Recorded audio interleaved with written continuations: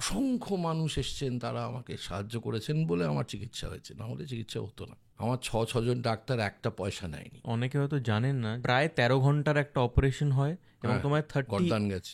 38 কেমোথেরাপিস নিতে হয়েছিল তোমাকে। 38 কেমোথেরাপিস, তার সঙ্গে সঙ্গে 35 রে। মানুষের মাথায় খুলিটা রয়েছে, তাকে দুটো হাড় ওটাকে দাঁড় করিয়ে রাখে। ক্যান্সার কি করেছে, এটাকে বলে C1 C2। ক্যান্সার আমার ডান দিকের, যে কারণে আমি বেশি ঘুরতে পারি না, ডান দিকের হাড়টা খেয়ে ফেলেছিল।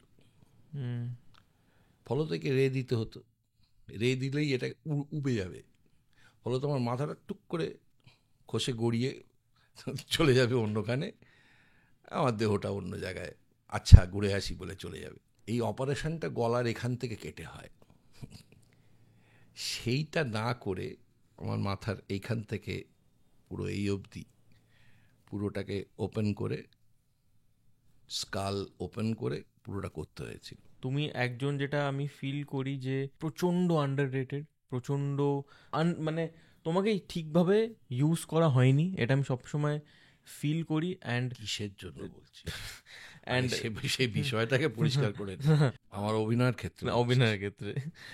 আর মানিকবাবুর মেঘ যে রেকগনিশনটা তুমি পেয়েছো, সেটা তোমার তার অনেক বছর আগেই পাওয়া উচিত ছিল। মানে তোমার কোথাও খারাপ লাগে না, মানে যে ওয়াই সো লেট? না, তার কারণ হচ্ছে, এবং আমি এখনও তোকে বলছি, তুই যে রেকগনিশনের কথা বলছিস, তারপর 3 মাস বাড়িতে বসে আছি, কোনো কাজ নেই, এবং আগামী দিনেও থাকবে না। মানিকবাবুর মেঘ আমার জীবনে খুব জরুরি একটা ঘটনা। তবে পাখির নাম আমি মনে রাখবো না। পাখির, আমার বন্ধুবান্ধবরা যারা পাখির ডাক শুনে বলে দেয় যে অমুক পাখি, তারা 1 মাস আগে নামটা একরকম বলে, পরের মাসে নামটা আর একরকম বলে। আমি কিছুতেই আর পাখির নাম মনে রাখবো না। একদম আগের মাসে বললি যে আমি লিখে রাখলাম এখানে, এই দেখ লেখা আছে তারিখ দিয়ে, না না নামটা পাল্টে গেছে। ওরে বাবা, হ্যাঁ ওরে বাবা, মানে তখন আমাকে ডাইটটা বলছে, শুনুন, আপনি কলকাতায় যারা পাখি চেনে তাদেরকে গিয়ে শুধু বলবেন এটা আমার কাছে আছে। হ্যাঁ, এখন কেন বলুন তো? বললো সারা পৃথিবীতেই 5,000 আছে, তার মধ্যে একটাকে আপনি দেখতে পেয়েছেন আজকে। আমাদের আজকের guest Chandan Sen. Chandan uncle is one of the legends that we have, and মানিকবাবুর মেঘের কারেন্ট সাকসেসটায় এখন দাঁড়িয়ে চন্দন আঙ্কেল ওই রেকগনিশনটা পেয়েছেন, যেটা ওনার অনেক অনেক বছর আগেই পাওয়া উচিত ছিল। এটা ছাড়া ওনার একটা দুটো স্ফিয়ার আছে যেটা হয়তো অনেকে জানেন না। ওনার ওয়াইল্ড লাইফের প্রতি ভালোবাসা, উনি ফার্স্ট ডিভিশন ক্রিকেট খেলেছেন, সেই টপিকগুলোই আমরা আজকের এপিসোডটায় কভার করেছি। একজন অত্যন্ত নলেজেবল এবং দক্ষ মানুষ। আপনারা প্লিজ পারলে পুরো এপিসোডটা দেখবেন। তো আর দেরি না করে let's listen, learn and leave.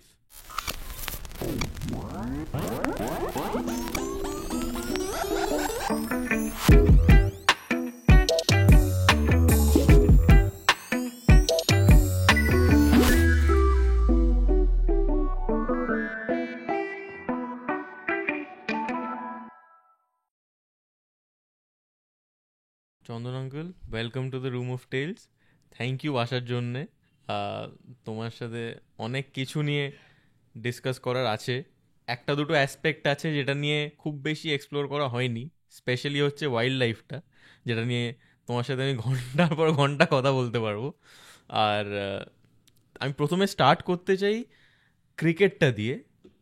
তুমি 7 বছর ফার্স্ট ডিভিশন খেলেছো, স্পোর্টিং, কালীঘাট এবং জুনিয়র বেঙ্গলেও টিমে ছিলে। ক্রিকেটটার ব্যাপারে একটু প্রথমে বলো। ক্রিকেট জার্নিটা হচ্ছে যে এরিয়ান যে বসার জায়গাটা, মানে ওর যে স্টেডিয়ামের নিচটা ওখানে এরিয়ানে, সেখানে দুঃখীরাম কোচিং সেন্টার বলে একটা খোলা হয়েছিল।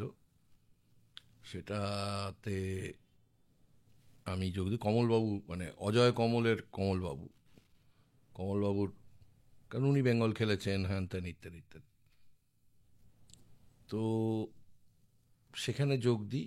তার ফলে যেটা হয়, যেহেতু এটা ইস্টবেঙ্গল মাঠ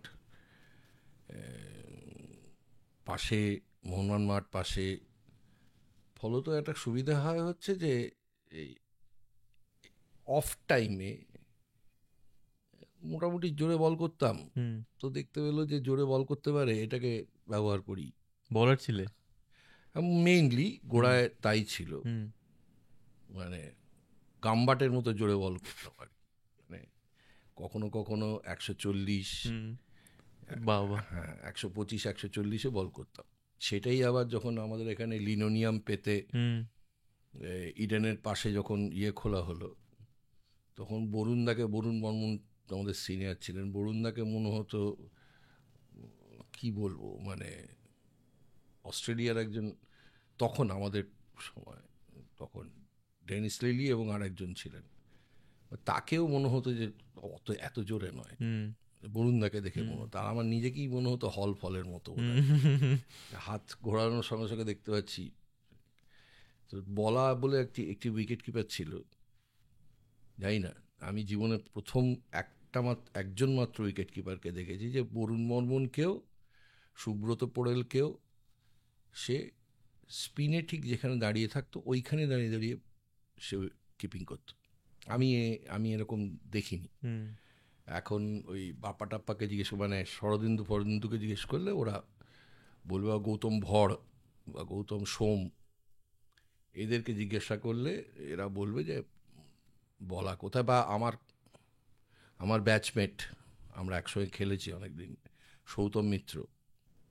তো ফলত সেখান থেকে খুব সহজে যেটা হলো হচ্ছে যে ওই একটা 18 জনের টিম তৈরি করতে হয়, তাতে আমি এবং আরও কয়েকজন, ইতিমধ্যে যেটা হলো সেটা হচ্ছে যে এই জুনিয়র বেঙ্গলের ক্ষেত্রে আর কি, খুব চেষ্টা করেছিলাম যাদবপুর ইউনিভার্সিটিতে যাতে হয়।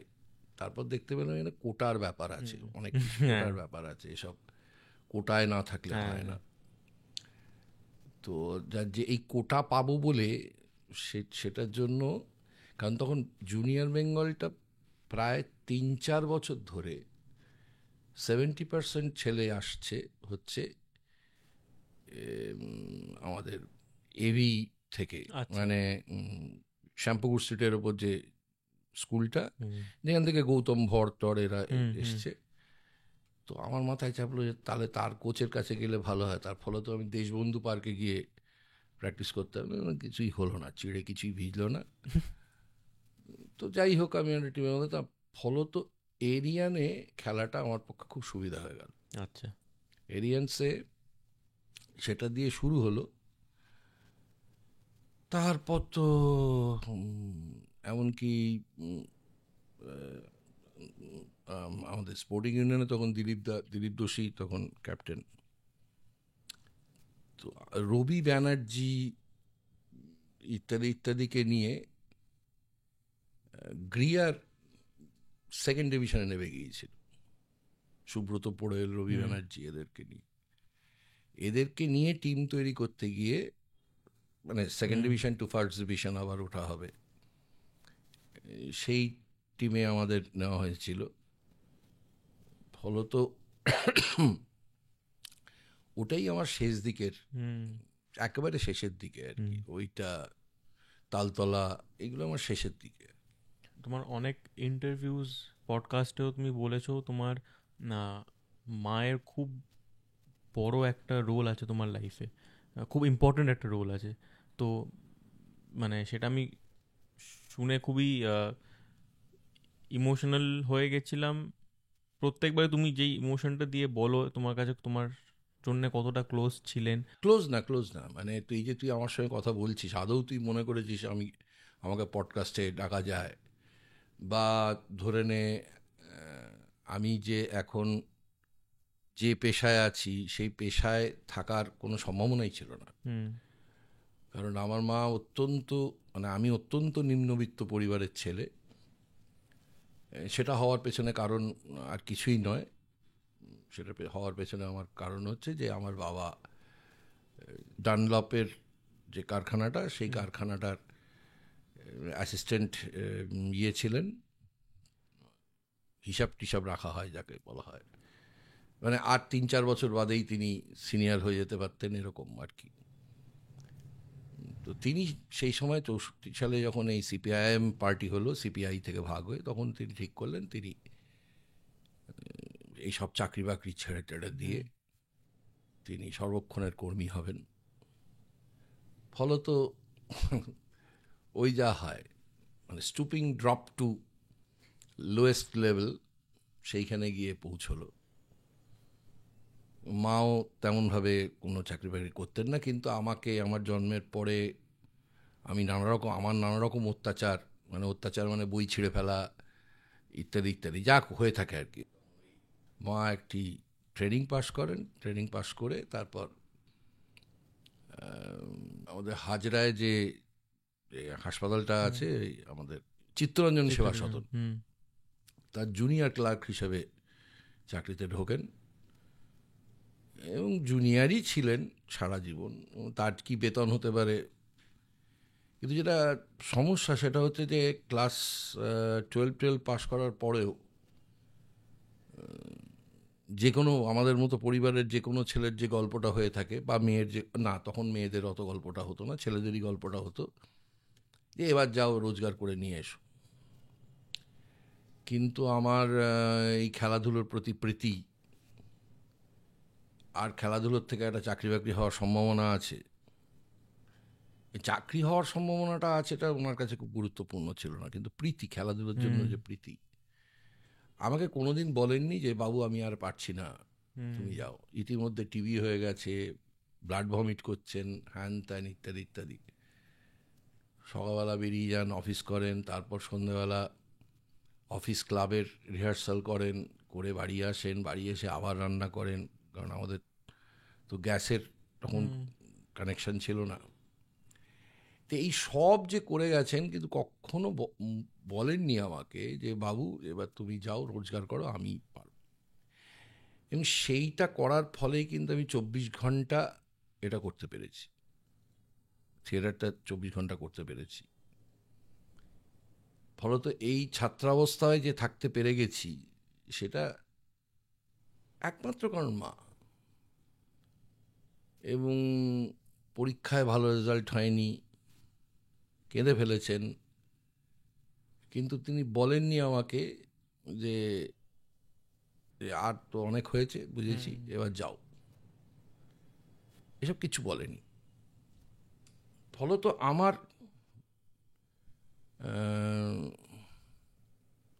যাবতীয় সত্তা যেটা দাঁড়িয়ে রয়েছে, সেটা তার সঙ্গে সঙ্গে তারা দুজনে মিলে জিনে যেটুকু দিয়ে গেছেন আর কি, সেটা তো আছেই। তার সঙ্গে সঙ্গে নিজে উনি আমাকে যতটুকু একদম ছোটবেলায় যতটুকু যা যা করার সেটার একটা সুযোগ দিয়েছিলেন। ফলত সবটাই মা। এটা মানে আমি যে আদৌ এই অবধিও আসতে পেরেছি, ধর তুই ক্যান্সারের পরে আর 5 জন তো শুয়ে পড়তেন, অসংখ্য মানুষ এসছেন, তারা আমাকে সাহায্য করেছেন বলে আমার চিকিৎসা হয়েছে, না হলে চিকিৎসা হতো না।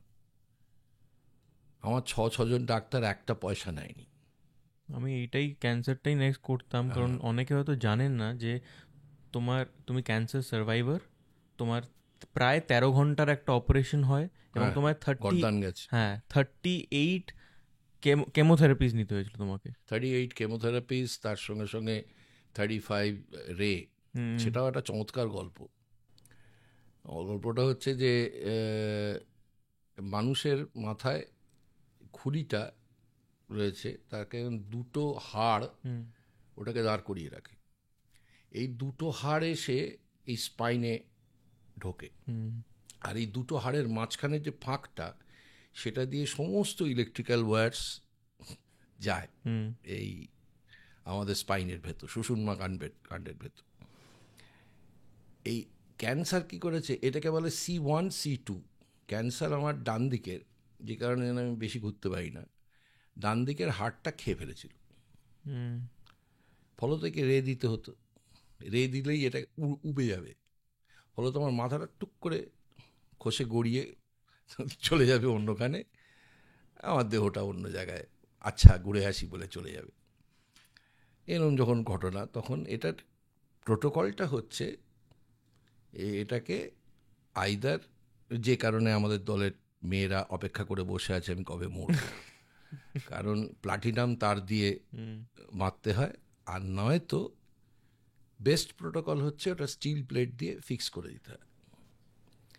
আচ্ছা, এর আর একটা জিনিস হচ্ছে, এই অপারেশনটা গলার এখান থেকে কেটে হয়, সেইটা না করে আমার মাথার এইখান থেকে পুরো এই অবধি পুরোটাকে ওপেন করে, স্কাল ওপেন করে পুরোটা করতে হয়েছিল। ইউজুয়ালি 13 ঘন্টা লেগেছিল, কিন্তু আমার জ্ঞান আসেনি, 16 ঘন্টায় আমার জ্ঞান আসে। আমার অপারেশন চলেছিল 13 ঘন্টা না, এবং সেখানেও একটা মজার ঘটনা ঘটেছিল। মানে ভারতবর্ষের বুকে 12-13 জন আছেন যারা স্পাইন এবং ব্রেন অপারেট করতে পারেন একসঙ্গে, এরকম 12-13 জন আছেন। তা ডক্টর রবি কুমার তিনি যাদের মধ্যে একজন। ডক্টর সুবীর গাঙ্গুলি, রেডিওলজিস্ট বিখ্যাত, তিনি আমার প্রধান ডাক্তার ছিলেন, কিন্তু তারও আগে আমি যেহেতু ক্যালকাটা ক্লাবে আমি ডিরেকশনের কাজ করতাম, ফলত ভারতবর্ষের শ্রেষ্ঠ ডাক্তারদের মাঝখানেই বসে থাকতাম। তো ডক্টর সমীর ব্যানার্জি বলা যায় যে এই মুহূর্তে ভারতবর্ষে, মানে তার ছাত্রছাত্রীরা আমাকে যা বলেছেন যে স্যারের ছাত্রছাত্রী এই মুহূর্তে ভারতবর্ষে, মানে আমি বলছি উনি তখন জীবিত, আমার পাশেই বসে আছেন, বিখ্যাত হার্ট সার্জন, তিনি আমাকে বলছেন যে আমি স্যারের ছাত্র, স্যার শিখিয়েছেন কি করে অপারেট করতে হয়, ইত্যাদি ইত্যাদি। সেই সমীর ব্যানার্জি কিছুতেই আমাকে কোনো ডাক্তারের কাছে যেতে দেবে না, একটার পর একটা ডাক্তারের কাছে পাঠাচ্ছে, তার কারণ প্রগনোসিস ঠিক যতক্ষণ না লাগছে ওনার, ততক্ষণ পর্যন্ত উনি পাঠাবেন। ফাইনালি উনি সুবীর গাঙ্গুলির কাছে পাঠান, এবং সৌভাগ্যবশত আমার কাছে সুবীর গাঙ্গুলির কাছে যাওয়া হয়, কারণ সুবীর গাঙ্গুলি এনআরএসে আমাকে দেখেছিলেন, এবং যখন আমি ঢুকেছিলাম তখন আমি দেখতে পেলাম, এটা বহুবার বলেছি, আর একবার বলছি তোকে, আমার খুব সুবিধা হয়েছিল সিদ্ধান্ত নিতে, যে একদম রিক্সা চালান বা মোট বন, মানে দরিদ্রতম মানুষগুলো বসে আছে, এবং তাদের ওই লোকটি হচ্ছে রোজগার করে, এবং ওর সঙ্গে শুধুমাত্র হয় স্ত্রী বসে আছেন, নয় ছেলে বসে আছেন, আর আমার সঙ্গে 4-4টে লোক, প্রচুর লোক, তারা পরবর্তীতে এসে আমার চিকিৎসার টাকা দিচ্ছেন, অসংখ্য মানুষ, তা না হলে আমার চিকিৎসা হতে পারতো না। তো যাই হোক, তো এই যে এই C1 সেটা তো রে দিয়ে উড়িয়ে দিতে হবে, তার আগে ফিক্স করতে হবে, তা নাহলে তো উড়ে যাবে আমার, ওই যেটা বললাম, ঘাটটা হেঁটে হেঁটে অন্যদিকে চলে যাবে। তো সেইটা করার জন্য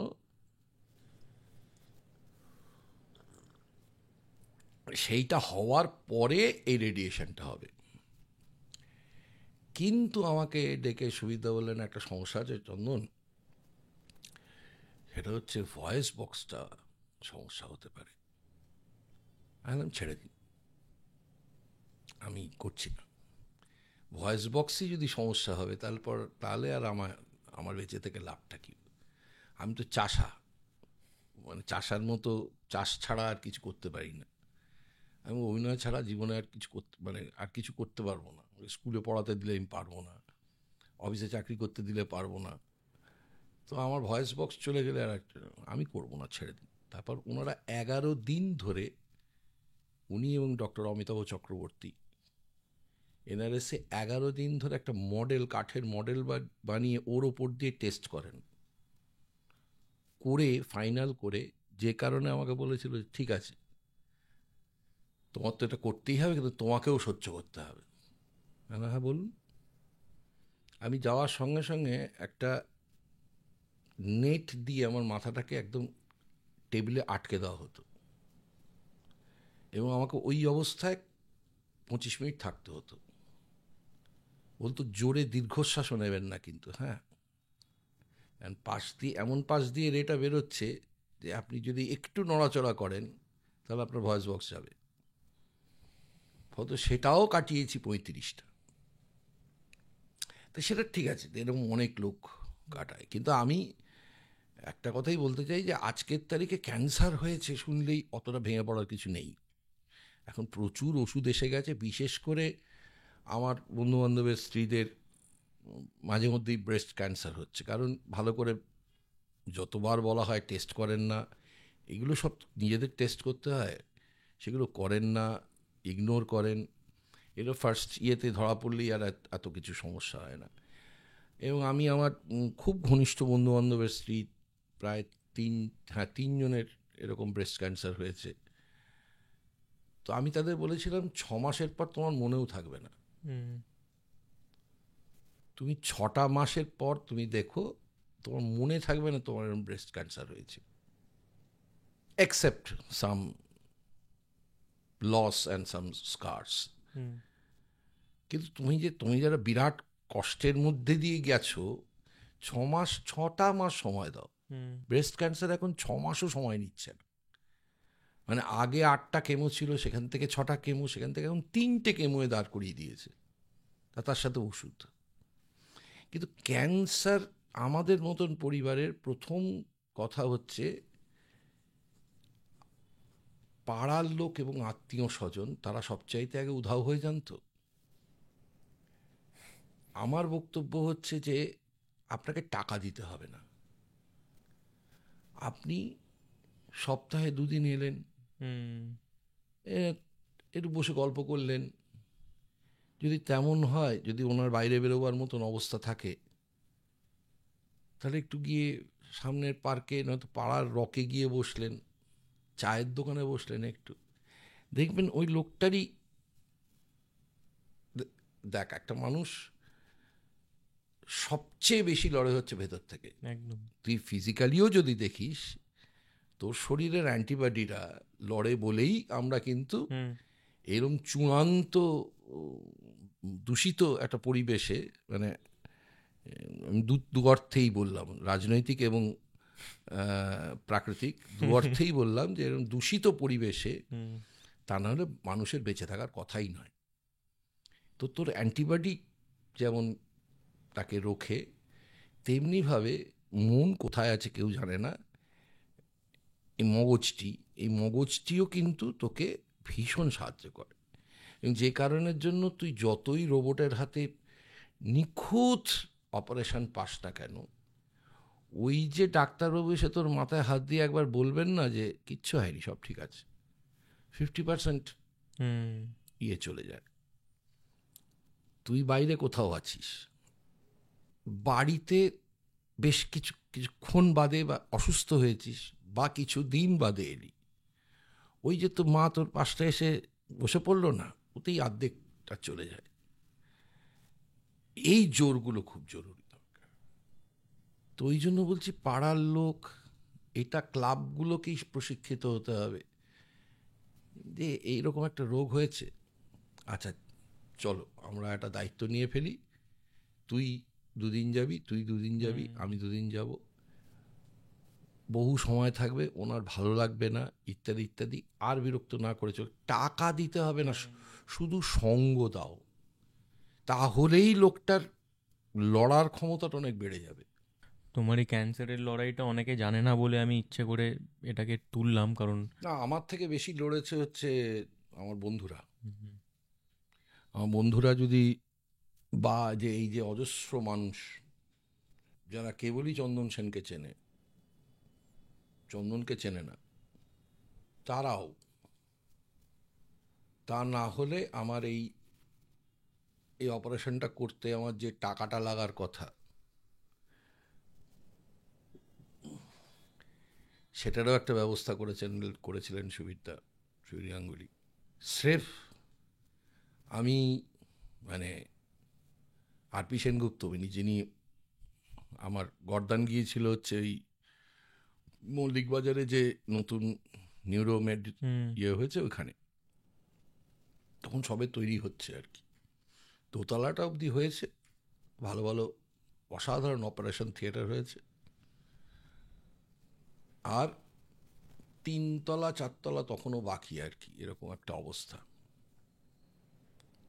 তো মানে হয়ে গেছে, মানে কিছু হয় না, কিছু কমপ্লিট করার জন্য কিছু কিছু জিনিস লাগে, সেই সবগুলো এখনও হয়নি। ওয়ার্ড রেডি হয়ে গেছে, আমি নিজেই তো 3তলায় থাকতাম। কিন্তু এই ডক্টর আরপি সেনগুপ্ত, ইনিও তো এক মানে খ্যাপা ছাড়া তো এ ধরনের মানুষ হয় না। দেশের জন্য কিছু করব,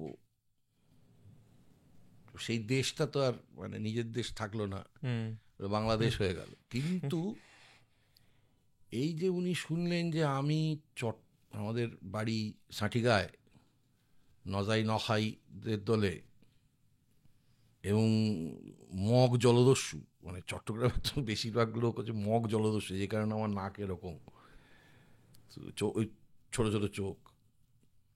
তো এই মগ জলদস্যুদের অন্যতম একজন লোক আর কি, মানে আমিও সাঁঠিগা।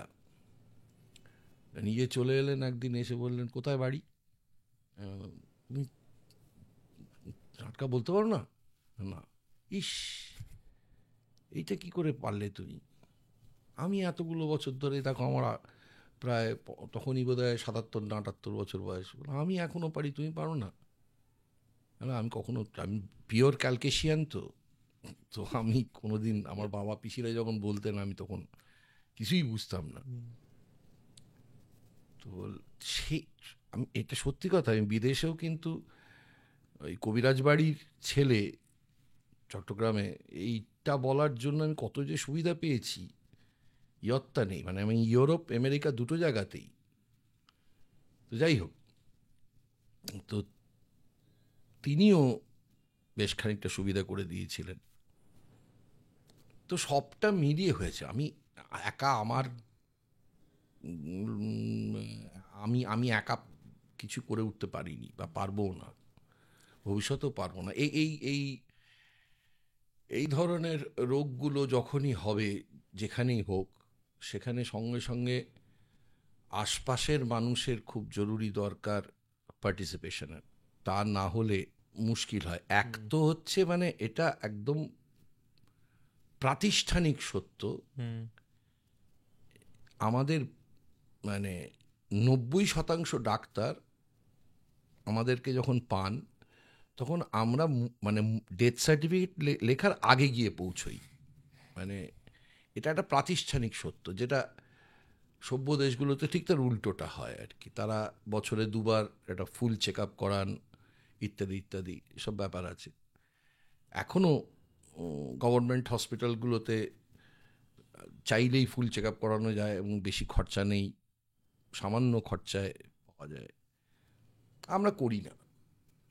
আমরা ঠিক ডেথ সার্টিফিকেটটা আর খানিকক্ষণ বাদে লেখা হবে, এমন সময় ডাক্তারের কাছে যাই এবং গিয়ে এক্সপেক্ট করি যে আমাকে জাস্ট একটি তুড়ি মেরে উনি সারিয়ে দেবেন, এরকম আমরা এক্সপেক্ট করি। এবং আমি আমার বাড়িতে ডাক্তার, আমার ভাই ডাক্তার থেকে শুরু করে আমি ডাক্তার ফ্রেটার্নিটির সঙ্গে অনেক দিন ধরে মেলামেশা করেছি, আমার বন্ধুবান্ধবরা আছেন যারা ডাক্তার। কোনো এটা অনেকটা কীরকম হয় জানিস তো, মানে এই যেমন কিছু উকিল থাকে না, এমন কোনো কেস হাতে নেবে না যে কেসটি হেরে যাবে। তো ফলত ওর স্কোরিংটা হয় হচ্ছে কত জিতেছে, ওই উকিলটা খুব ভালো। ডাক্তারদেরও কিন্তু স্কোরিংটা হয় কত লোককে সে ফিরিয়ে দিয়েছে বাড়ি সুস্থ করে। সুতরাং কোনো ডাক্তার সে কোনো অবস্থাতেই চায় না আমার এই পেশেন্টটা মরে যাক, কারণ এটা আমার নেগেটিভ মার্কিং। কিন্তু তারও বাইরে সে তো একজন মানুষ। আমি আজকের তারিখ জানি না, আমাদের সময় মাস্টারমশাইদের একটা বিষয় ছিল যে ওই ফার্স্ট কে হচ্ছে এটা অতটা মাথা ঘামাতেন না, কিন্তু একটা ছেলে বা একটা মেয়ে, সে লেখাপড়ায় খারাপ, সে ভালো রেজাল্ট করছে, এইটা ওনাদের কাছে খুব গর্বের বিষয় ছিল। দরকার পড়লে আমি দেখেছি যে তার বাড়িতে গিয়ে বসে আছে, পয়সা নিয়ে নয়, তার বাড়িতে গিয়ে। আমি বেশি দূরের কথা বলছি না, আমি 95-98 সালের কথা বলছি, যখন আমারই পরিচিত মানে তথাকথিত মাস্টারমশাইরা এই ছেলেটা খারাপ আছে, একটুখানি দুর্বল আছে, তাকে গিয়ে একটু পড়ালে সে ভালো রেজাল্ট করবে, সেই 4টে লোককে কিন্তু বলে বেড়ায় যে এই ছোকরা বা এই ছুকরি সে দুবারের গাড্ডা মেরেছে, কিন্তু এখন দেখো দেখো কি সুন্দর দাঁড়িয়েছে। ফার্স্ট সেকেন্ডের নিয়ে এনারা মাথা ততটা ঘামাতেন না, কিন্তু এদের নিয়ে খুব মাথা ঘামাতেন। তো আমাদের বড় হওয়াটা এদের হাতে আর কি, ফলত ওই আর কি মানে সংঘ শক্তিটা, মানে নাগপুরে সংঘ কথা বলছি না, সংঘ শক্তি কথা বলছি, এটা এটা হচ্ছে মানবিক ব্যাপার। মানবিক ব্যাপার, কিন্তু এটা নয় তার স্বার্থপরতা। কারণ মানুষ তার জিনটাই হচ্ছে গোষ্ঠীবদ্ধতার জিন। মানুষ মানে এই যে হোমোসেপিয়ান্সরা নিয়ান্ডারথালদের মেরে তাদের মাংস খেয়ে এই আজকে হোমোসেপিয়ান্সদের যে রাজত্ব এবং ধ্বংসের মুখে এনে দাঁড় করিয়েছে, এটার পেছনে কারণ ছিল হচ্ছে যে আমাদের থেকে, হোমোসেপিয়ান্সের থেকে নিয়ান্ডারথালরা অনেক বেশি শক্তিশালী ছিল, প্রমাণিত হয়ে গেছে আজকের তারিখে। অনেক বড় সড়ো চেহারা ছিল ওদের, কেউ কেউ 7-7.5 ফিট লম্বা ছিলেন, যেখান থেকে দানবের ভাবনা আর কি। ওই হাড়গুলো পেয়েই কিন্তু দানবের ভাবনা, এটাও মানুষ, তাহলে বোধহয় এরা দানবের মতো। সত্যি তারা দানবের মতো অবস্থায় ছিলেন, বড় চেহারা ছিল, প্রচুর ক্ষমতা ছিল, কিন্তু একা থাকতেন। আর হোমোসেপিয়েন্সরা দল বেঁধে থাকতো, ফলত ওই একা ম্যামথটার মতোই ওকেও মরতে হতো, এবং ওরও মাংস আমরা দিব্য কামড়ে কুমড়ে চেটে পুটে খেয়ে হাড় চিবিয়ে, আমাদের তখন নখগুলো বড় ছিল, দাঁতের থেকে নখ টোকগুলো মানে মাংসগুলো বাট্টার করে আমরা ঢেকুর তুলে এই অবস্থায় এসে পৌঁছেছি। সুতরাং মানুষ হচ্ছে আদতে গোষ্ঠীবদ্ধ জীব। হাতি যেমন একেবারেই গোষ্ঠীবদ্ধ জীব, তার জিন বলছে গোষ্ঠীবদ্ধতার কথা, ঠিক মানুষও তেমনি গোষ্ঠীবদ্ধ জীব, সে কখনো একা বাঁচতে পারে না। সুতরাং তাকে স্বার্থপর, তাকে কি বলবো, মানে শুধুই নিজের নাভির দিকে তাকিয়ে বাঁচে, এসব করাবার যতই চেষ্টা হোক না কেন, আলটিমেটলি গাজা দেখিয়ে দিয়েছে 130টা দেশে বিক্ষোভ হয়, যার সঙ্গে তাদের কোনো রকম যোগাযোগ নেই। আজকের তারিখে আরজিকর প্রমাণ করছে যাদের সঙ্গে কোনো যোগাযোগ নেই, সেই সব মানুষগুলো রাস্তায় বেরিয়ে এসছে। মানুষ গোষ্ঠীবদ্ধ জীব। আর মানবিকতাটা এটাই যে পাশের লোকটা যদি খারাপ থাকে তাহলে আমাকে যেতে হবে তার জন্য। তো সেটাই মানুষের পরিচয়। আমি বলছি সেই মানুষের পরিচয়টাই যদি প্রকাশ পায়, তাহলেই কিন্তু যত কঠিন রোগই হোক না কেন, যত বিপদেই পড়ুন না কেন, মানুষ অনেকটা নিজে থেকে বেরিয়ে আসতে পারে। এবার যদি আমি তোমার একটু অ্যাক্টিং এবং তোমার, আমি একটা কথা বলতে ভুলে গেছি, সেটা হচ্ছে যে আমার সবচাইতে এখন মানে খারাপ হচ্ছে যে আমি এখন মানে ডাঙ্গুলিটা দেখতে পারি না। এই যে 20 ওভারের ডাঙ্গুলি খেলা হয়, ভীষণ কষ্ট করে শিখেছিলাম, তো শুধু কতগুলো বানিয়া আর তাদের রোজগার হবে বলে এই যে ডাঙ্গুলি খেলাটা চালু করেছে। 50 ওভার অবধিও কিন্তু ক্রিকেটের একটা, ক্রিকেট খুব মানে অন্যান্য খেলার মতোই ক্রিকেটও কিন্তু খুব সূক্ষ্ম জায়গা আছে। যেমন আমি একবার মানে ভুল করে মানে হচ্ছে এটাকে বলা যায় হচ্ছে এক ধরনের ঔদ্ধত্য থেকে সৌরভ গাঙ্গুলিকে বলেছিলাম যে তোমার কি মনে হয় ইমরান খান বেটার বোলার না ডেনিস লিলি বেটার বোলার? কারণ আমি ওই দুজনকে দেখেছি। সৌরভ গাঙ্গুলি আমাকে বললো, আমি তো এদের কাউকে খেলিনি, আমি তো খেলেছি হচ্ছে আমাদের পাকিস্তানের শোয়েবকে খেলেছি, আমি আকরামকে খেলেছি, ওয়াকার ইউনিস। হ্যাঁ, আমি তো এদের খেলিনি। কিন্তু আমরা যখন ক্রিকেট যখন খেলেছি তখন আমাদের কাছে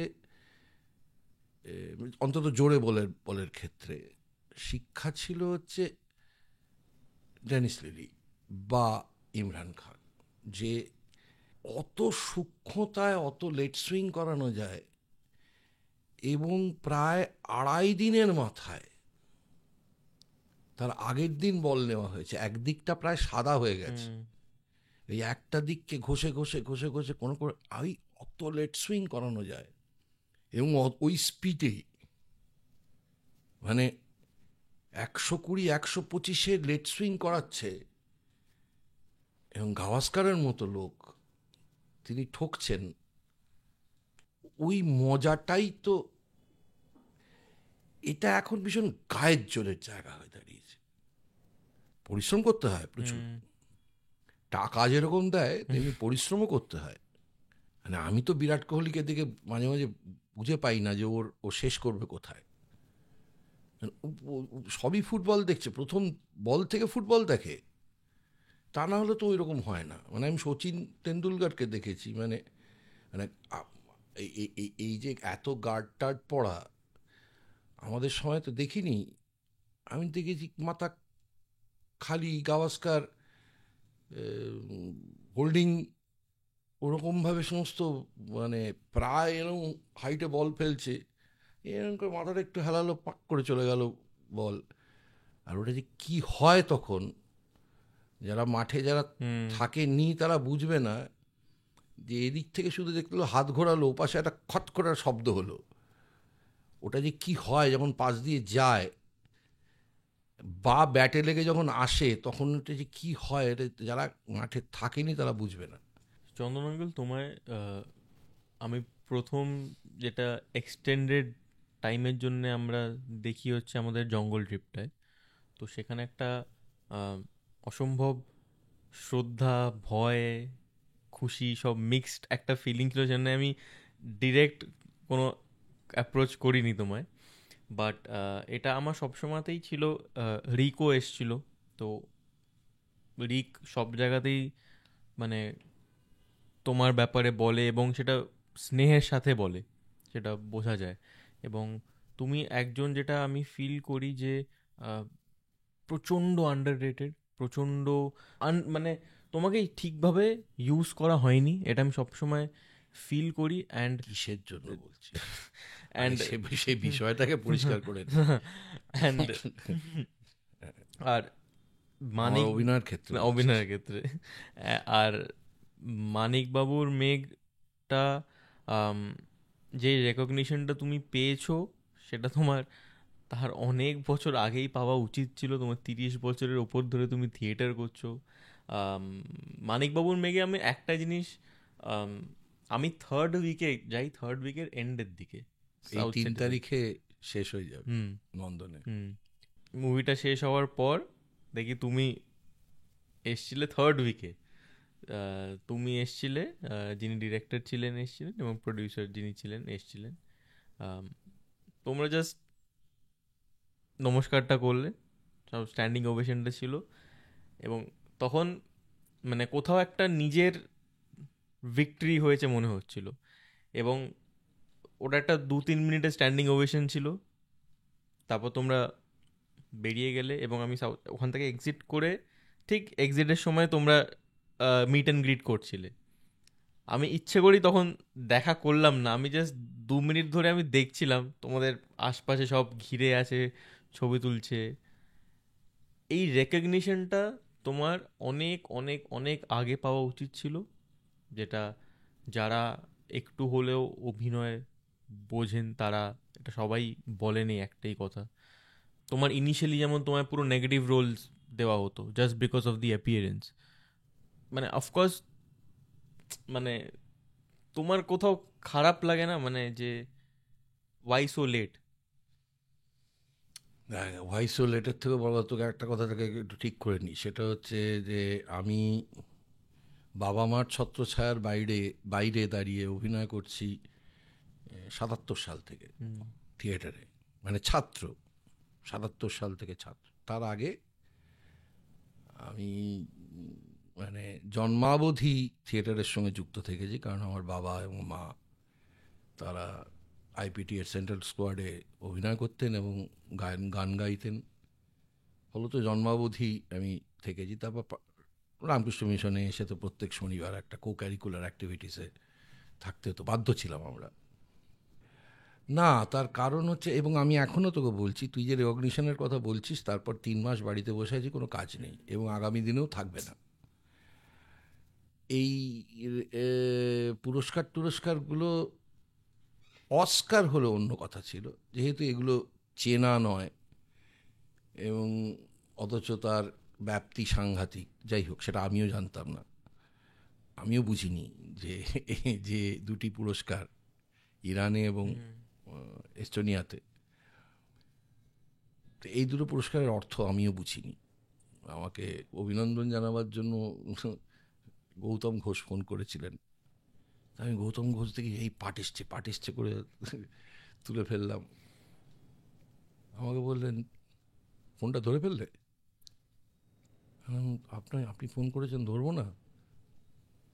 শোনো, বারুইপুরে কেউ যদি প্রাইজ পায়, সে 3বারের কমে ফোন ধরে না, মানে 3বার বাজতে দেয় তারপর ফোন ধরে, তারপর আমার থেকেও বেশি বেশ লাগিয়ে হ্যালো বলে। তো আমি বললাম, সে কি, আমি সে তো শিখিনি, জানেনি তো। বললো, না তুই বুঝতে পারছো না, না তুমি কি করেছো? না, আমি সত্যি জানি না আমি কি করি। বললেন আর কি, যাই হোক। তা আমি তখন বোধগম্য হলো, ও আচ্ছা আচ্ছা আচ্ছা, ব্যাপারটা এতটাই ভারী। কিন্তু আমি এই প্রশ্ন আগেও পেয়েছি। যখন এটা শুধু ঘোষণা হয়েছিল, তখন দূরদর্শনের একটা লম্বা ইন্টারভিউ করে আমার, এবং আমার এক মানে সহ ব্যবসায়িনী, তিনি অভিনয় করেন, তিনি এই প্রশ্নটা করেছিলেন। আমি তখনও বলেছিলাম যে এগুলো আমাদের কলকাতা শহরে এগুলো ম্যাটার করে না, বা আমাদের দেশেও ম্যাটার করে না এগুলো। আর আজকের তারিখে তো আরও করে না, কারণ আজকের তারিখে আমি আগে জানতাম বম্বে চেন্নাইতে এইসব হচ্ছে, এখন পরে শুনলাম কলকাতাতেও হচ্ছে। যে কার ইনস্টাগ্রামের কত ফলোয়ার আছে, সেই অনুযায়ী তাকে অভিনয়ের নেওয়া হচ্ছে। এটা আসলে তো পুঁজি কথা বলছে, এটা এটা পুঁজির ভাষা। পুঁজি শুধু লভ্যাংশ বোঝে, কোথায় কোথায় আমার লাভ হবে। ফলত সে তখন স্বাভাবিকভাবেই তার কাছে শিক্ষা দীক্ষা, অভিজ্ঞতা, এগুলোর কোনো দাম থাকে না। যে কারণে আজকের তারিখে যে কোনো মানুষ যে কোনো মানুষকে মাপে বা তাকে শ্রদ্ধা করে, আমি এইভাবেই বললাম, শ্রদ্ধা করে, তার কাছে কত টাকা আছে। সে অর্থে আমাদের প্রাক্তন শিক্ষামন্ত্রীর কাছে 20 কোটি টাকা ছিল। তো আমাদের শ্রদ্ধা বেশি করার কথা আর কি। যাই হোক, আসলে আমাদের কারখানা, মানে আমি সিরিয়ালগুলোকে কারখানাই বলি আর কি, আমাদের কারখানায় তো আমাকে বাঁচিয়ে রেখেছে, মানে বাঁচিয়ে রেখেছিল। বাংলা ফিল্মে আমাকে কেন নেওয়া হয়নি, আমি এটা একদিন একটা জায়গায় বলেও ছিলাম, সেটা লেখাও হয়েছে। প্রসেনজিৎ চট্টোপাধ্যায়কে জিজ্ঞেস করেছিলাম যে, আমাকে বললো তো কেন নেবে, তুই 4টে বাজে, আচ্ছা রিহার্সাল আছে, চলি বলে বেরিয়ে যাবি। আমি সেটা একরকমের মেনে নিলাম এবং তার জন্য আমি দুঃখিত নই। এই কারণের জন্য যদি আমায় না নেওয়া হয়ে থাকে, তার জন্য আমি দুঃখিত নই যে আমি থিয়েটারের জন্য বেরিয়ে যাব, আমাকে ছাড়তে হবে। কারখানা ছাড়ে, তাহলে আপনারা ছাড়বেন না কেন? এতদিন ধরে এত সিরিয়াল করলাম, আমি আদতে খুব কৃতজ্ঞ এই সিরিয়াল যারা করেছেন তাদের কাছে, আমি সেই ডিরেক্টরের কাছে কৃতজ্ঞ, আমি সেই প্রোগ্রামারের কাছে কৃতজ্ঞ, আমি এমনকি এই প্রোডাকশানটা যিনি করছেন তাদের কাছে কৃতজ্ঞ, যে তারা কিন্তু আমাকে অ্যাকোমোডেট করেছেন বলেই আমি থিয়েটারটা করতে পেরেছি। তারা যদি বলতেন গোড়াতেই, বলেওছেন, আমি করিও নি, কিন্তু তারপর হয়তো আমার আমি ছাত্রাবস্থায় যেহেতু কখনো ফাঁকিবাজি করিনি, এখনও করি না, এই প্রায় 40 বছর ছাত্রাবস্থা কেটে যাওয়ার পরেও আমি এখনও করি না ফাঁকিবাজি। তো সেই কারণেই হয়তো তাদের মনে হয়েছে আচ্ছা আচ্ছা এই লোকটা তো অন্য কোনো জায়গায় যাবে না, এ যাবে ওইখানেই, তো যা যা ছাড়, ঠিক আছে। যেমন একজন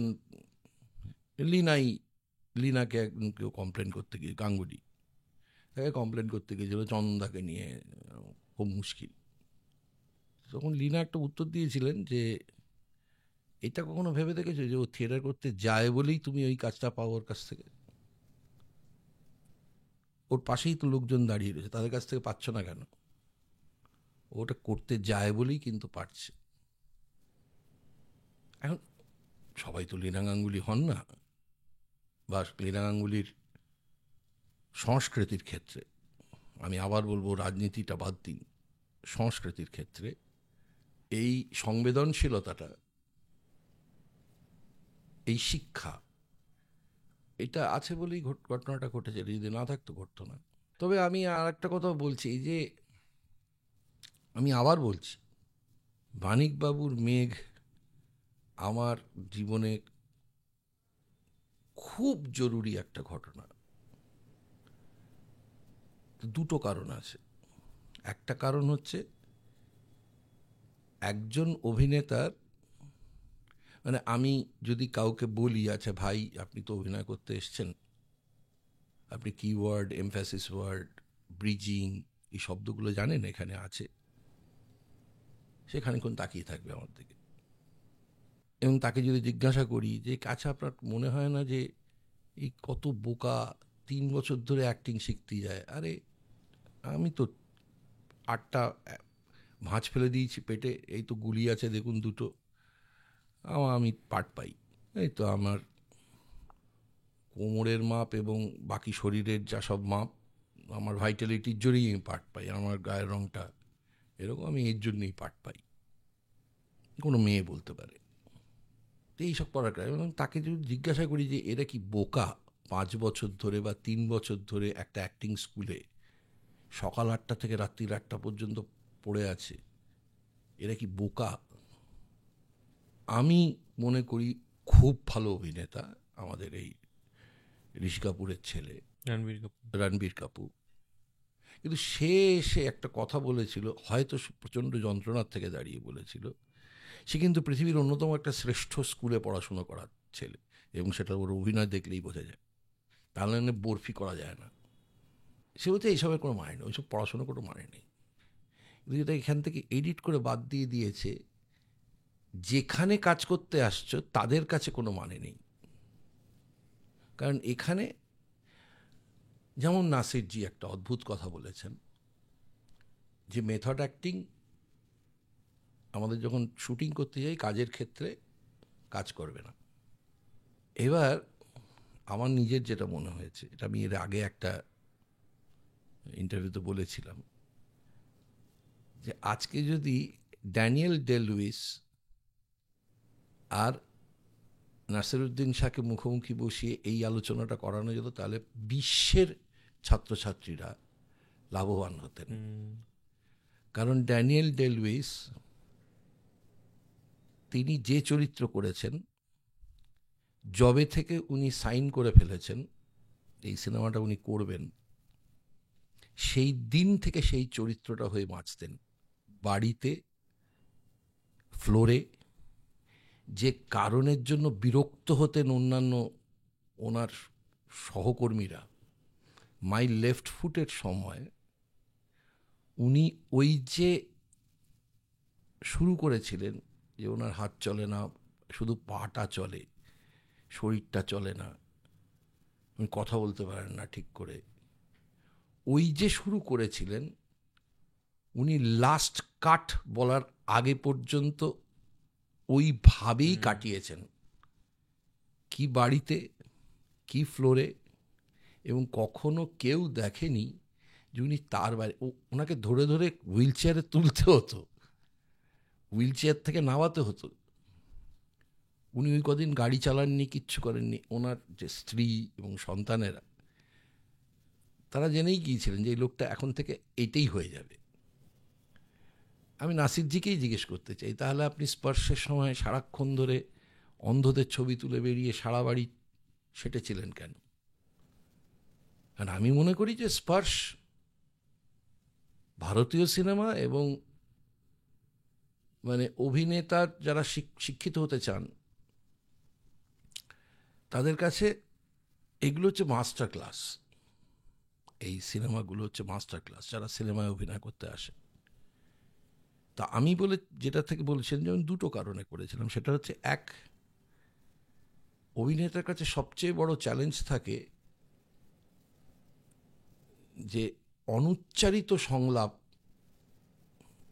যে সংলাপ তুমি মুখ দিয়ে উচ্চারণ করছো না, কিন্তু তার প্রতিটি সংলাপ দর্শক শুনতেও পাচ্ছে এবং দেখতেও পাচ্ছে। এটাতে এই চ্যালেঞ্জটা এই সিনেমাটা আমায় করেছিল। পারবি? আমার কাছেও নিজের কাছে চ্যালেঞ্জ ছিল, পারবো, দেখি না, চেষ্টা করে। এবং the whole process was learning from me. মানে করতে করতে করতে করতে অনেকগুলো জায়গা তো হয়, যদিও লার্ন ওয়াইল ইউ আর্ন এই শব্দটার যে কি কুৎসিত রূপ এই পশ্চিমবঙ্গের এই মুহূর্তে পুলিশ মহলের ক্ষেত্রে দেখা দিয়েছে, সেটার মতো সাংঘাতিক কথা বলতে চাইছি না আমি। Learn while you earn. 3 মাসের ট্রেনিংয়ে ফায়ার ফাইটার হচ্ছে, দমকল সারাতে আসছে, 35 লাখ টাকা দিয়ে আইএএস অফিসার হয়ে যাচ্ছে, অথচ আইএএসের পড়াশুনো সে কিছু করেনি। নার্স হচ্ছে কত 12 দিন না 14 দিনের ট্রেনিংয়ে, আর তার ফল হচ্ছে একটা 2.5 দিনের বাচ্চার প্লাস্টার কাটতে গিয়ে তার গোটা আঙুলটাই কেটে ফেলে কাঁচি দিয়ে। তারপরেও সে এখনো, মানে আমার অদ্ভুত লাগে, সে এখনো বেঁচে আছে এবং সে এখনো কাজ করে যাচ্ছে, পিজি হসপিটালেই নার্সের কাজ করছে। ওই লার্ন ওয়াইল ইউ আর্ন এর ফলাফল। এবং পুলিশে নাকি সেটা ঘটতে চলেছে খুব শিগগিরই। না, আমার ক্ষেত্রে সেই লার্ন ওয়াইল ইউ আর্নটা সেরকম হয়নি। আমার এটা হয়, মেসিও প্রত্যেক দিন কিন্তু শেখেন, এই মাঠেই শেখেন। তেজেন্দ্রনারায়ণ তিনি কিন্তু ওই কনসার্টের মাঝখানেই শেখেন অনেক কিছু। কিন্তু এই প্রত্যেকটি প্রফেশনাল এবং যারা শিক্ষা করেছে, তাদের যে কলা সেটা শিক্ষা করেছে, তাদের কাছে কিন্তু হয়ে গেছে শব্দটার কিন্তু কোনো মানে নেই, করে ফেলেছি, এইটা যার মনে হবে, আমার মনে হয় যে তার মৃত্যু অবশ্যম্ভাবী, খুব দ্রুত মৃত্যু হতে চলেছে তার। যার মনে হবে, যেই দিন মনে হবে, যে কাজই সে করুক না কেন, সবটা করে ফেলেছি, সবটা বুঝে ফেলেছি, মেরে দিয়েছি, এটা যার মনে হবে, যেদিন মনে হবে, তার পেশাগত মৃত্যু খুব বেশি দূরে নয়। সেকেন্ডটা যেটা বলা হলো না, সেকেন্ডটা যেটা বলা হলো না, সেটা আর একটা জিনিস ছিল। সেটা হচ্ছে যে 96 মিনিটের ছবিতে আমি প্রধান চরিত্র, এটাও আমার কাছে একটা চ্যালেঞ্জ ছিল। যে নির্দেশক, ক্যামেরাম্যান, তাদের মাঝপথে গিয়ে মনে হচ্ছে আর ভাল লাগছে না, রিপিট করছে। রিপিটেশনটা কিন্তু একজন অ্যাক্টরের জীবনে একটা ভয়াবহ ঘটনা। যোগাযোগ যত পরিচিতি বাড়তে থাকে, তত বৃহত্তর জগতের সঙ্গে যোগাযোগ কমতে থাকে। সে বাজারে যায় না, মানে আমি প্রসেনজিৎ চ্যাটার্জির কথা বলছি, দেবের কথা বলছি, মরেই যাবে, খাবলে খুবলে মাংস টাংস নিয়ে চলে যাবে হয়তো। এটা ওদের মানে এটা কি বলবো, খ্যাতির বিড়ম্বনা, যে ও চাইলেও আজকে গিয়ে হঠাৎ করে রাস্তায় দাঁড়িয়ে ফুচকা খেতে পারবে না, পুজোয় ঘুরে বেড়াতে পারবে না প্যান্ডেল থেকে প্যান্ডেলে, বই মেলায় গিয়ে ঘুরতে পারবে না, হঠাৎ করে অন্য আর একজনের সিনেমা দেখার ইচ্ছা হয়েছে, সেই গিয়ে হলে গিয়ে বসে সিনেমা দেখবে বা নিজের সিনেমাটাই দেখব, হে পারবে না। কারণ খ্যাতির বিড়ম্বনা। ইদানিং অনির্বাণ ভট্টাচার্যের ক্ষেত্রে যেটা ঘটে ওই রকমই ঘটবে। চারপাশ থেকে লোক এসে এমন খাবলাতে থাকবে যে পারবে না। কিন্তু মানুষ তো এমনি এমনি করেন না, তাকে ভীষণ পছন্দ করেন, ভীষণ ভালোবাসেন, সেই কারণের জন্যই তো করেন, এমনি এমনি তো মানুষ করেন না। কিন্তু এই এলভিস প্রেসলি শুধু সামনে দিয়ে হেঁটে বেরিয়ে চলে গেলেন, তিনজন মহিলা অজ্ঞান হয়ে পড়ে গেলেন, এলভিস বলে, এটা তো এমনি এমনি মানুষের হয় না। সেটা অনির্বাণের ক্ষেত্রেও সে কারণে হবে না, প্রসেনজিৎ চ্যাটার্জির ক্ষেত্রেও সে কারণে, দেবের সেই কারণে হবে না। কিন্তু আবার ওই খ্যাতির বিড়ম্বনার জন্য বাজারও করতে যেতে পারবেন না, ফুচকা খেতে পারবেন না, কোনোদিন ফুটবল খেলা দেখতে ইচ্ছে হলো ফুটবল খেলা দেখতে যেতে পারবেন না, এগুলো তাদের খ্যাতির বিড়ম্বনা। মেসিরও তাই হয়। তবে ওদের দেশে একটু ওই সিকিউরিটির সমস্যা থাকার জন্য ওটা হয়। এই প্রসঙ্গে একটা কথা বলে এই প্রসঙ্গটা শেষ করি, খ্যাতির বিড়ম্বনা কীরকম হয়। চার্লস চ্যাপলিনের শরীর খুব খারাপ, ডাক্তার বলেছেন আপনি এখন একদম কাজ করবেন, কিন্তু চার্লস চ্যাপলিন বলেছেন আমার মাথাটাকে থামাবেন কি করে আপনি, আপনি সব থামিয়ে দিচ্ছেন, আমাকে বলছেন বিছানা ছেড়ে উঠবে না, হ্যান করবে না, আমার মাথাটা থামাবেন কি করে আপনি। ডাক্তার বাধ্য হয়ে বলেছে কি চাইছেনটা কি, তো বলছে অন্তত বাড়ি থেকে একটু বেরোতে দিন। বলছে ঠিক আছে বেরোবেন। তো এইটা বেরোবেন, তলায় সিকিউরিটি থাকে, স্টেট সিকিউরিটি, তাকে বলেছে যে চার্লি চ্যাপলিন বলেছেন যে তো বাইরে, বলেন দাঁড়ান এফবিআইকে খবর দিতে হবে আমায়, তারা দেখবে কোথায় কোথায় চার্লি চ্যাপলিনের পরিচিতি কম, সেখানে চার্লি চ্যাপলিনকে নিয়ে যেতে হবে। ঠিক আছে, একটা খুঁজে পেতে একটা গ্রামের ভেতর একটা বাড়ি, খামার বাড়ি, সেটা ঠিক হয়েছে, এবং উনি যাবেন,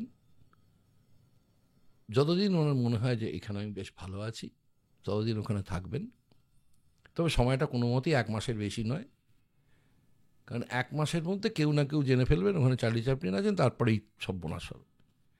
এবং যথারীতি 2টো গাড়ি, ওদের দেশের কালো ভ্যান, তারা একটু দূরত্ব বজায় রেখে রাস্তার উপরে থাকবে, যাতে কোনোরকম যদি সেরকম বিপদ হয় তাহলে সঙ্গে সঙ্গে, কারণ ততদিনে চার্লি চ্যাপলিনকে আমেরিকান গভর্নমেন্ট অ্যাকসেপ্ট করে ফেলেছে, তাকে আর অ্যান্টি আমেরিকান বলা যাচ্ছে না, বিশ্বের মানুষই আর বলতে দিচ্ছে না।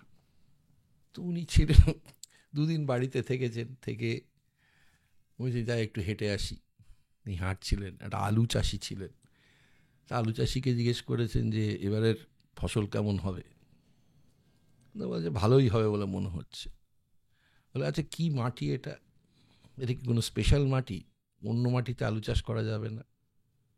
তারও একটা উত্তর দিয়েছে। থার্ড যে প্রশ্নটা করেছে, যেই বলেছে আচ্ছা বৃষ্টি কবে আসতে পারে, লোকটা এরকম করে ঘাড় গড়িয়ে ওর দিকে তাকিয়ে বলেছে আর কোনো কাজ নেই, আমার কাজ আছে, আপনি জানতো।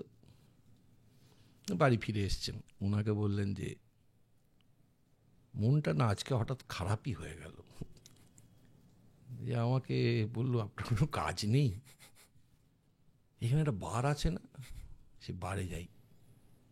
বারে গেছে, কারণ গ্রামে কোনো নতুন লোক এলেই তো সবাই গ্রামে জেনে যায়।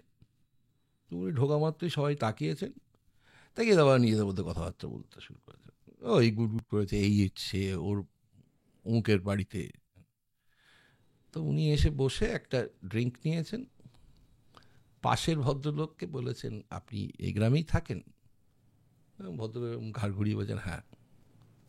আচ্ছা পরের গ্রামটার দূরত্ব কত? এরকম করছেন, কিছু কথাবার্তা বলেছে। লোকটা বলেছে আপনার নাম কি? উনি বলেছেন চার্লস স্পেন্সার চ্যাপলিন। ভদ্রলোক এরকম করে ঘাড় ঘুরিয়ে বারটেন্ডার মেয়েটিকে জিজ্ঞেস করছে কপেক? বলছে যে একটা আমি পেগ খেয়েছি। এক পেগে চার্লস চ্যাপলিন? পরের পেগটা তো আপনি বলবেন আপনি ভগবান। বলে হাতটা বাড়িয়ে ভালো ভালো খান বলে উঠে চলে গেছে। চার্লি চ্যাপলিনের খুব মন খারাপ হয়েছে। এইটা এতটা এক্সপেক্ট করেননি আর কি, মানে এমনই একটা গ্রামে এলাম যে সত্যি সত্যি কেউ চেনে না আমাকে।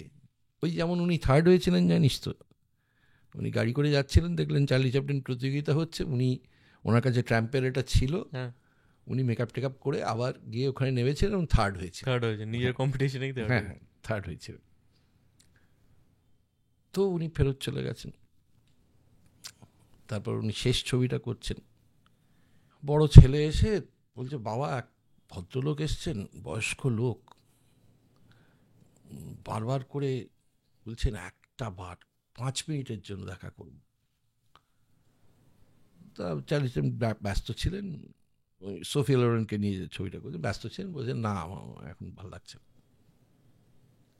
আরও 2 দিন পরে এবার মেয়ে এসে বলেছে যে এরা করো না, একটা লোক সে রোজ আসে বসে থাকে, ঠিক আছে নিয়ে আয়। হ্যাঁ বৃদ্ধ লোক, দেখতে পেয়েছে চুল সব পেকে গেছে, শীর্ণকায় হয়ে গেছে, আশ্চর্যের ব্যাপার এক হাতে গ্লাভস পরে রয়েছে। হ্যাঁ বলুন। বললেন আমি সেই লোক আপনাকে যিনি বলেছিলাম কপেক হয়েছিল।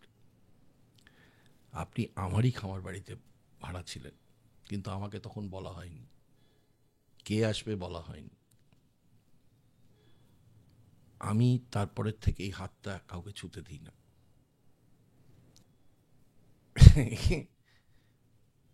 এটা খ্যাতির বিড়ম্বনাই একরকমের, যে তারপরের থেকে সেই ভদ্রলোককে পাশে বসিয়ে আচ্ছা আচ্ছা আচ্ছা আচ্ছা আচ্ছা ঠিক আছে ঠিক আছে করে, কিন্তু উনি যখন বুঝলেন যে এই লোকটাকে আমি এই চেহারায় দেখিনি, মাত্র 6 মাসে লোকটার এইরকম একটা চেহারা হয়ে গেছে, লোকটা বেশ ঘাট্টা কোট্টা এরম চেহারা হয়ে গেছে, কি না আমি এরম ভুল করলাম। তো এটাও এক ধরনের খ্যাতির বিড়ম্বনা। তো চন্দন আঙ্কেল, আমি শেষ করার আগে একটা সাবজেক্ট একটু ঢুকতে চাই, যেটা খুব বেশি লোক জানে না, তোমার ওয়াইল্ড লাইফের প্রতি ভালোবাসা। এবং আমি অডিয়েন্সকে বলি যে চন্দন আঙ্কেল অত্যন্ত ভালো একজন ফটোগ্রাফার। সেটা স্বীকার করবেন না হয়তো, কারণ ক্যামেরা কোনোদিনই স্বীকার করবে না, কিন্তু আমি কয়েকটা ছবি পারলে আমি দেখাবো। আমরা একসাথে একটা জঙ্গলে যাই, জঙ্গল যাওয়া মানে 4:30 সময়, ভোর 4:30 সময় ঘুম থেকে উঠে 5টার মধ্যে রেডি থাকতে হবে। 5টার সময় চন্দন আঙ্কেল রেডি, মানে আমি বেরিয়ে দেখছি চন্দন আঙ্কেল রেডি সাফারির জন্যে। তো তোমার অনেক এক্সপিরিয়েন্স আছে, আমার সেটা করতে গেলে একটা এপিসোড বেরিয়ে যাবে, কিন্তু তুমি যদি একটা অন্তত তোমার জঙ্গলের কোনো এক্সপিরিয়েন্স বলো। না, আমার অনেক এক্সপিরিয়েন্স নেই, আমার খুব সামান্য, মানে আমি সবে 10-12 বছর হলো একটা ক্যামেরা কিনতে পেরেছি। 2016 সালে প্রথম আফ্রিকায় গিয়ে প্রথম আমার সহপ্রাণীদের জেঠু কাকু মামা যারা ওখানে, মামা তো থাকেন না, মামা তো এখানে থাকেন, বাঘু মামা তো ওখানে নেই, জেঠু টেঠুরা আছে, হাতি জেঠু গন্ডার কাকু এরা সব আছে। তো প্রথম 2016 নয় 2000,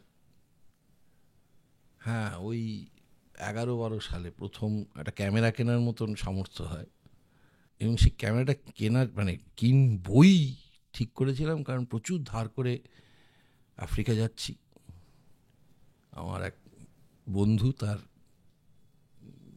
তিনি ওখানকার চিফ ম্যানেজার ছিলেন একটি, ওই যারা নিয়ে টিয়ে যায় আর কি, অ্যাভিয়ানা চিফ ম্যানেজার ছিলেন। তো ওরা ধারে যে বেড়াতে নিয়ে যায় সেটা আমি জানতাম না, কিন্তু খুব কম লোককে নিয়ে যায়, মানে মানে একেবারে পজিটিভ না হলে যে এ মালটি ফিরে এসে আর বলবে চিনি না এরকম বলবে না আর কি, এমন লোকজনকেই ধার দেয়। ফিরে এসে বলতেই পারে চিনি না, দূর। ওই টাকাটা জোগাড় করেছিলাম মানে মাসে মাসে শোধ করতাম, আর একটা ক্যামেরা কিনেছিলাম। তো সেটাই হচ্ছে আমার প্রথম, আমার আত্মীয় স্বজনদের ধরে রাখার প্রথম ইয়ে। তারপরের থেকে বেশ কিছু, মানে প্রায় খুব, মানে কি বলবো, হতাশ হয়ে জিজ্ঞেস করতাম বেনুদাকে, শুভজয় চক্রবর্তীকে, এবার তোমরা কোথায় যাচ্ছ? কারণ আমার পয়সা নেই, আমি যেতে পারবো না, আর আমার ক্যামেরাও নেই। কিন্তু আমি যেখানে যেখানে বেড়াতে গেছি বা শুটিং করতে গেছি, শুটিংয়ের মাঝখানে যদি একটা বেলাও খালি থাকে, আমাকে যারা শ্যুট করতে নিয়ে যায় তারা জানে যে চন্দন ওখানে নেই, চন্দন ওখানে নেই, চন্দন বেরিয়ে গেছে, কোথাও না কোথাও একটা বেরিয়ে চলে গেছে। সেটা আমার বরাবরই ছিল। আর আমার সহপ্রাণীরা পৃথিবীতে যারা যারা আছেন তাদের প্রতি আমার, সেটা জানি না, ছোটবেলা থেকেই আমার ছিল আর কি। তো এখন মানে ছোটবেলাটায় যেটা ছিল এখন আর্টিকুলেটেড হয়েছে।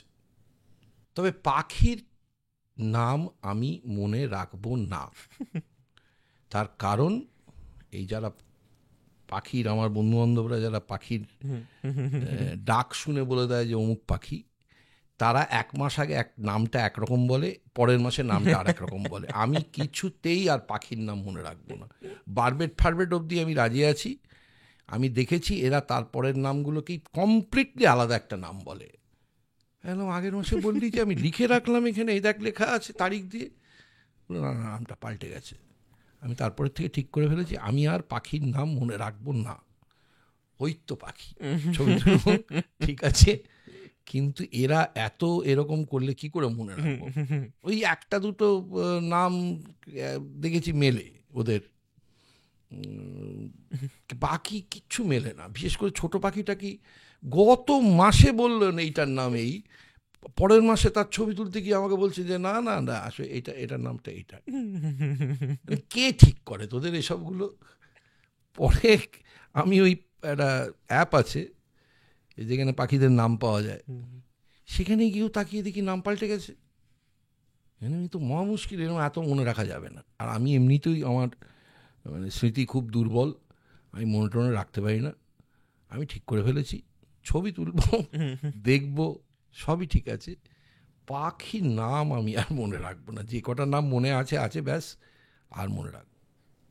কিন্তু পাখি কিন্তু একটা খুব সমস্যার জায়গা। এটা আমার প্রথম বলেছিল লাটপাঞ্চারে, আমাদের একটি গাইড বন্ধু আছে, সে বলেছিল প্রথমবার, এবং এখন আমি বুঝতে পারি 10 বছর বাদে যে সে আসলে কি মিন করেছিল। ও বলেছিল যে পাখির কি সমস্যা জানেন তো, পাখি খুব এক্সপেন্সিভ। কেন? বললো একটা সময় আসবে যখন আপনি আর মানে এবার রেয়ার পাখির ছবি তুলতে যাবেন, সেগুলো যেসব জায়গায় রয়েছে সেইখানে গিয়ে পৌঁছতে গেলে আপনার যে পরিমাণ খরচা হবে, পাখির ছবি তোলা কিন্তু ভীষণ খরচার ব্যাপার। আমি পরে হাড়ে হাড়ে বুঝেছি যে এই মানিলা বলে একটা জায়গা আছে, অসাধারণ জায়গা, সেখানে ফিজেন্টস পাওয়া যায়, চির ফিজেন্টস, ককলাস ফিজেন্টস পাওয়া যায়, যেগুলো আর নিচের দিকে পাওয়া যায় না। ওরা একটা ট্র্যাগোপ্যান, ওরা একটা হাইটে থাকে, ওই হাইটের নিচে ওরা বাঁচে না। এবার একটা ট্র্যাগোপ্যানের আওয়াজ শুনতে পাওয়া যাচ্ছে, কেউ তাকে দেখা যাচ্ছে না। ট্র্যাগোপ্যান একটা অসাধারণ পাখি, মানে মোনাল পৃথিবীর সবচাইতে সুন্দরী বা সুন্দর পাখি, ঠিক আছে, তাও আমি ভালো পাইনি, ভয়ঙ্কর কুয়াশা টুয়াশা ছিল। তার মধ্যে পেয়েছি, যাই হোক, এটা পাওয়ার জন্য যেতে হবে আর কি। এবার এই যে জুলুক না গেলে আমি মোনাল পাবো না, ওইটা বর্ধমানে হবে না কিছুতেই। ফলত একটা পাখি, একটা পাখি, সেইটার জন্য 120 কিলোমিটার ট্রাভেল করে গেছি।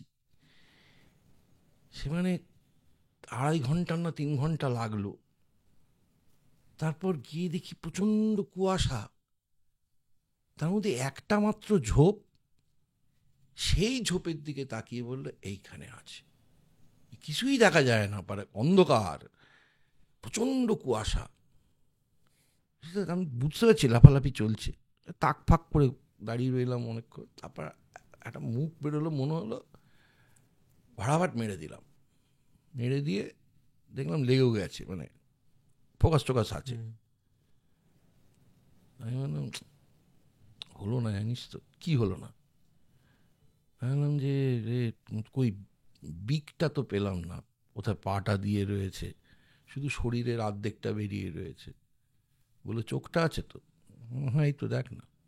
ওরে বাবা, হ্যাঁ ওরে বাবা মানে? তখন আমাকে ডাইটটা বলছে, শুনুন আপনি কলকাতায় যারা পাখি চেনে তাদেরকে গিয়ে শুধু বলবেন এটা আমার কাছে আছে। হ্যাঁ, এখন কেন বলুন তো? বললো সারা পৃথিবীতেই 5,000 আছে, তার মধ্যে একটাকে আপনি দেখতে পেয়েছেন আজকে, ওর পেছনের জোড়াটা পেছনে রয়েছে। সারা পৃথিবীতে 5,000 আছে। আমি তখন আমার গোঁপ থাকলে এই মনোজ ভাড়ার মতো ওপরের দিকে তুলে রাখতাম। এ কি বলবো, মানে এটা জঙ্গলের গন্ধ, অন্ধকার, আমার সহপ্রাণীদের ডাক, এই সবটা মিলিয়ে এই যে চূড়ান্ত একটা শহরে থাকি, শহরের জীবনে থাকি, তার থেকে এই ছুটিটা পাওয়া যে কি জরুরি দরকার, আর সেটাকেই আমরা একেবারে মানে একদম নষ্ট করে দিচ্ছি। মানে এক্ষুনি যদি এই সরকারগুলো, এই দুটো সরকারকেই না পাল্টানো যায়, হাসদেও বাঁচানো গেল না। হাসদেও হচ্ছে ভারতবর্ষে যে কটা রেন ফরেস্ট আছে সেই মধ্যে একটা, বাঁচানো গেল না। আন্দামান নিকোবরে 9 লাখ গাছ কেটে সেখানে কি নাকি কি হবে। হ্যাঁ, ট্যুরিজমের জন্য হয়তো অনেকগুলো জায়গায় যেতে পারছি, অ্যাক্সেসেবল হচ্ছে, কিন্তু এই ইকো ট্যুরিজমের নামে যে ভয়ঙ্কর সর্বনাশটা হচ্ছে, করা হচ্ছে, এবং ধম্মের নামে, এ আমার সবচেয়ে খারাপ লাগে তোদের দিকে তাকিয়ে। তার থেকেও খারাপ লাগে এই আজকে এই মুহূর্তে যে বাচ্চাটা জন্মালো, সে যে পৃথিবীতে এসে পৌঁছচ্ছে তার তো কোনো ধারণা নেই, কিন্তু সে আজ থেকে 10 বছর বাদে যে পৃথিবীতে পৌঁছবে, সেই পৃথিবীতে মানুষ শুধুই তার মুখের এই রকম খোলা মুখ নিয়ে ঘুরতে পারবে কি না আমার যথেষ্ট সন্দেহ আছে। এমনিতে তো সবাই ভিআর গ্লাস পরতে বাধ্য হবে, সবারই চোখে ঠুলি। হ্যাঁ, এই ফোন ঘড়ি পড়ি সব তো ফেলে দিতে হবে, সব ফেলে দিতে হবে। 5 বছর থেকে 7 বছরের মধ্যে এই ফোন, এইসব ট্যাব ভ্যাব, ল্যাপটপ ট্যাপটপ সব ফেলে দিতে হবে।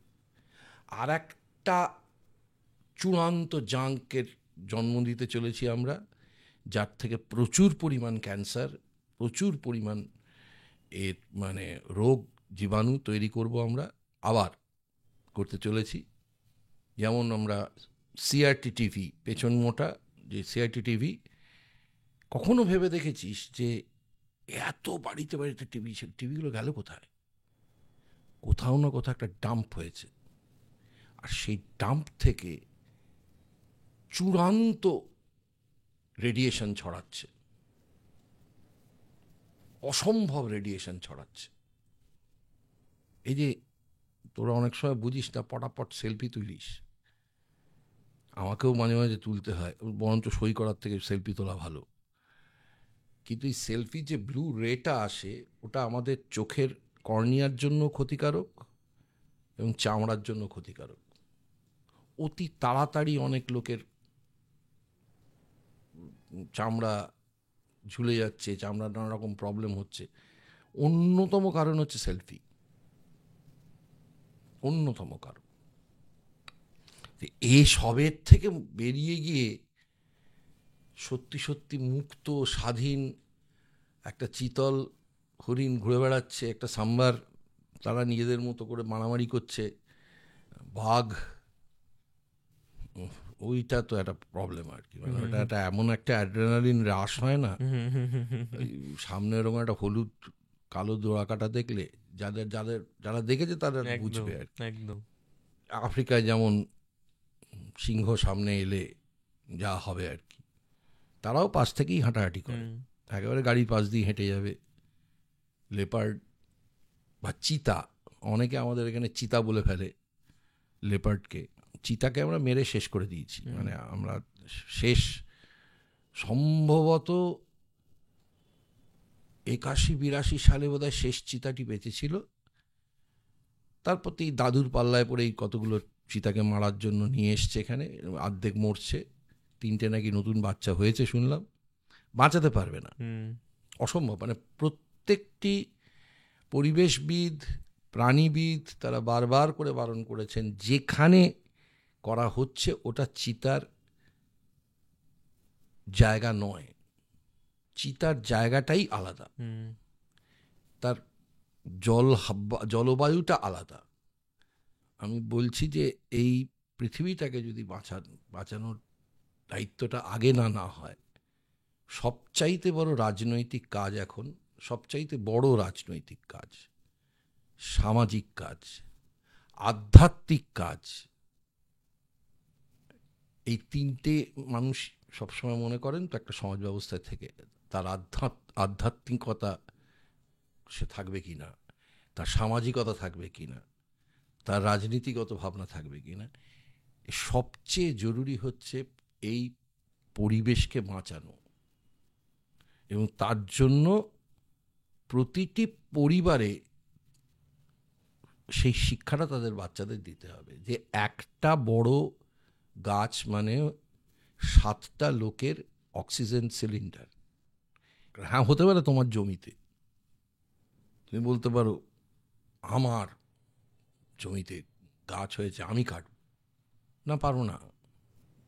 এটা 7টা লোকের অক্সিজেন সিলিন্ডার, আমরা কাটতে দেব না। চিপকো মুভমেন্টে যে বাচ্চাগুলো গাছের ডাল ধরে ঝুলে থাকত, কাটতে দেব না, কাটলে আমাদেরও কাটতে হবে। সেই সচেতনতাটা খুব জরুরি। ক্যান্সার অনেক কমে যাবে, অন্যান্য রোগ অনেক কমে যাবে। এই যে বিশ্বব্যাপী মানবতার বিরুদ্ধে একটা সংগঠিত মানে বায়োলজিক্যাল ওয়ারফেয়ার করা হলো, যার নাম দেওয়া হলো কোভিড, এটা সংগঠিত বায়োলজিক্যাল ওয়ারফেয়ার। কতগুলো লোক মুনাফা করবে বলে করলো, এবং প্রমাণিত হয়ে গেল যে তথাকথিতভাবে শহর ছাড়া, আমি ওই সময় 2বার জঙ্গলে গেছি, ওই সময় যখন বলেছে হ্যাঁ ঠিক আছে খোলা হবে, তখন জঙ্গলে গেছি। একবার করবেটে গেছি, একবার বান্ধবগড়ে গেছি। শহরের বাইরে ত্রাণের সময় যখন আমরা গিয়েছি, আমি রাজাবাজারে গেছি, কেউ মুখে মাস্ক পরছে না, কিচ্ছু করছে না। সবচেয়ে হতদরিদ্র মানুষগুলোর বাস ওই রাজাবাজার চত্বরে। তার জন্য যে ত্রাণের ক্যান্টিন খোলা হয়েছিল, সেখানে আমি গিয়ে জিজ্ঞেস করেছি কী হলো, আপনারা কেউ নাকে কিছু পড়ছেন না, হাতে কিছু পড়ছেন না। যদিও আমি সবচাইতে বেশি বিরোধিতা করি, কিন্তু ওই কমলেশ্বর আর কি, সে তো আবার ডাক্তার, তার সে চিৎকার জুড়ে দিয়েছে কেন চন্দনদাকে আনা হয়েছে, চন্দনদা লো ইমিউনিটি, যার কোনো ইমিউনিটি নেই তাকে এখানে নিয়ে আসা হয়েছে কেন। এখন তুই থামতো, কিচ্ছু হবে না আমার। তা আমাকে যে ছেলেটিকে লোকটিকে আমি বলেছিলাম, সেই লোকটি না এরকম করে আঙুল দেখিয়ে, একটা বড় বাড়ির দিকে এরকম করে আঙুল দেখিয়ে বলল, ওদের হবে, আমাদের হবে না, কারণ আমাদের রোদ্দুর পড়ে গায়ে, আমাদের গাছ আছে। শহর ছাড়াবার পর সবচাইতে বড় জোক না, ঘটনা কিন্তু, যে বারুইপুরে জিজ্ঞাসা করা হয়েছিল, বারুইপুর সোনারপুর থেকে একটু দূরে গিয়ে বারুইপুরের একটা একটু গ্রামের মধ্যে জিজ্ঞাসা করা হয়েছিল, আপনারা কেউ এখন তো কলকাতায়, তো আপনাদের প্রচুর কাজ আটকে গেছে? বলে না না, করছি তো, গিয়ে কাজ করে আসছি। যেখানে মাস্ক তাহলে প্রচুর বিক্রি হচ্ছে? বলে না না, ওই যে দেখছেন 5টা মাস্ক ঝুলছে একটা দোকানের পাশে, 5টা ক্লিপ দিয়ে 5টা মাস্ক ঝুলছে, যার যখন লাগে নিয়ে চলে যায়, এসে কেচে আবার ওখানে দিয়ে দেয়।